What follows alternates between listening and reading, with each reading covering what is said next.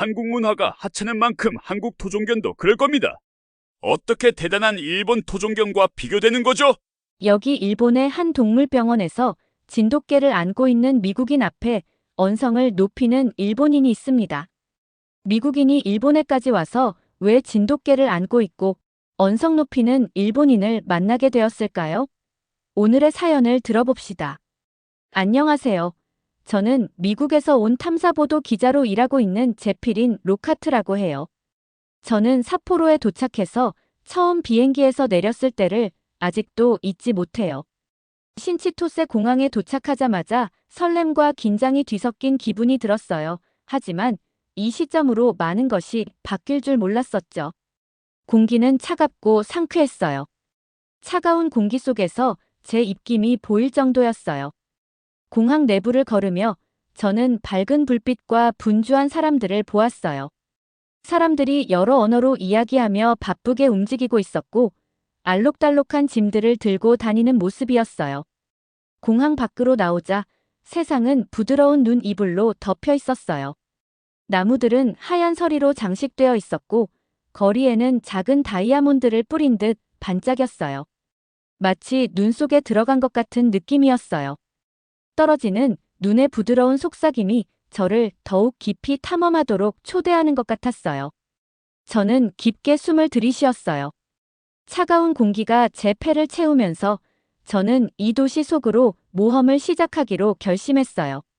저는 기자였고 이곳에 숨겨진 이야기를 찾아내는 임무가 있었어요. 하지만 그 순간 저는 단순한 기자가 아니라 이 삿포로의 모든 것을 배우고 경험하려는 호기심 많은 여행자였어요. 이곳은 제 새로운 시작이었고 저는 삿포로의 중심에서 제 이야기를 써 내려갈 생각에 가슴이 벅찼어요. 어느 추운 오후, 저는 오도리 근처의 한 조용한 공원을 구경하러 나갔어요. 공원은 평화롭고 하늘에서 부드럽게 내리는 눈을 바라보며 여유로운 시간을 보냈어요. 길을 따라 걷던 중 갑자기 어딘가에서 작고 희미한 소리가 들렸어요. 마치 바람에 섞인 작은 낑낑거림 같았어요. 저는 발걸음을 멈추고 그 소리에 귀를 기울였어요. 제 심장은 호기심과 걱정이 섞여 빠르게 뛰었어요. 조심스럽게 그 소리를 따라 한 걸음 한 걸음 걷다가 눈으로 덮인 키 큰 나무들이 늘어선 길에 도착했어요. 눈이 덮인 바닥은 발 아래서 부드럽게 바스락거렸고 차가운 공기는 제 볼을 붉게 만들었어요.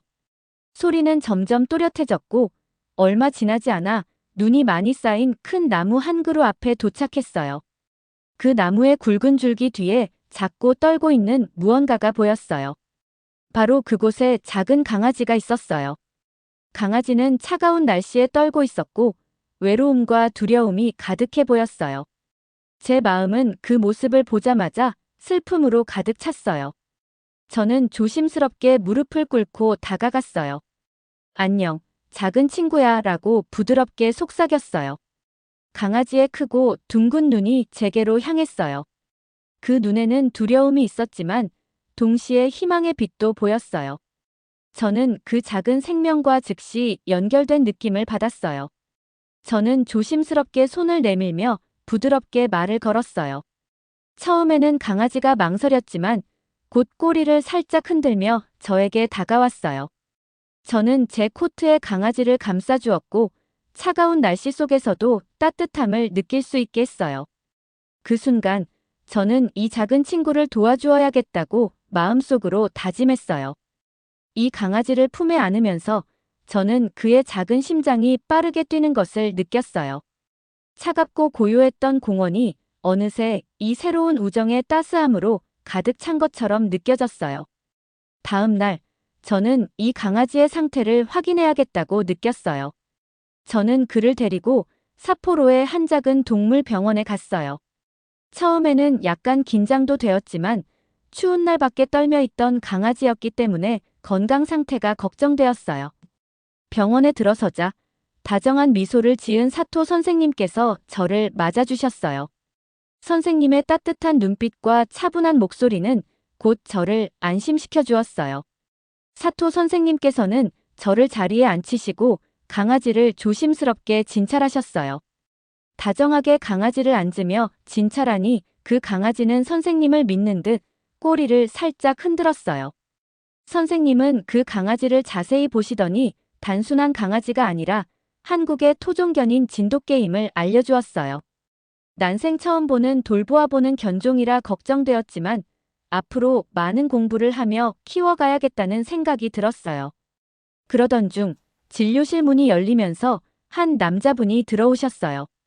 그분은 일본 토종견을 데리고 온 한 일본인이었어요.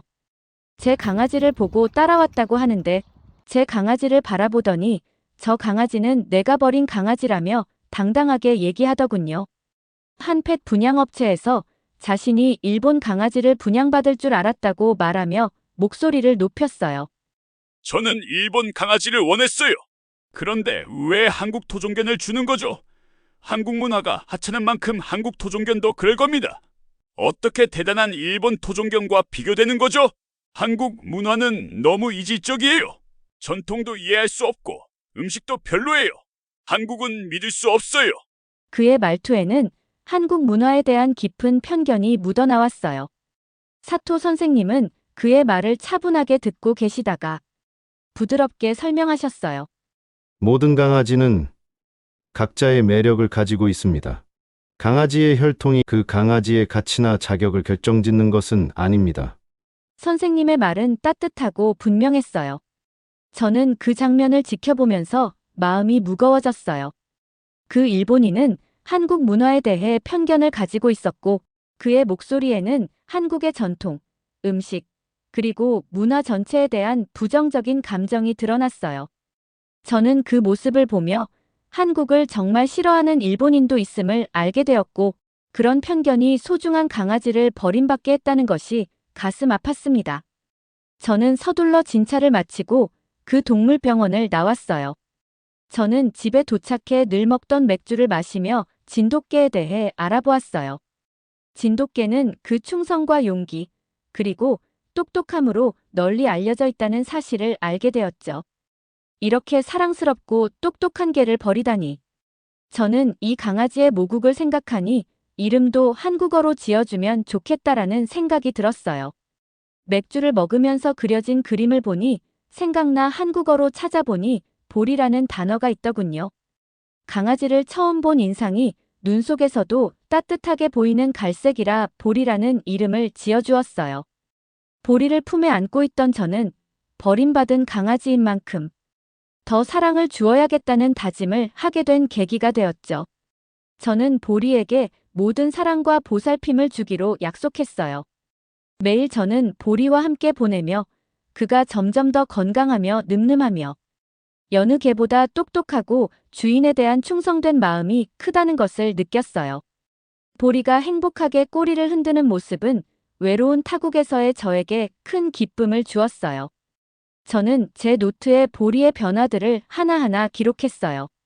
보리가 저를 보면 눈이 반짝이는 모습, 웃음소리에 귀를 기울이며 반응하는 모습, 세상을 호기심 가득한 눈으로 바라보는 모습들을요.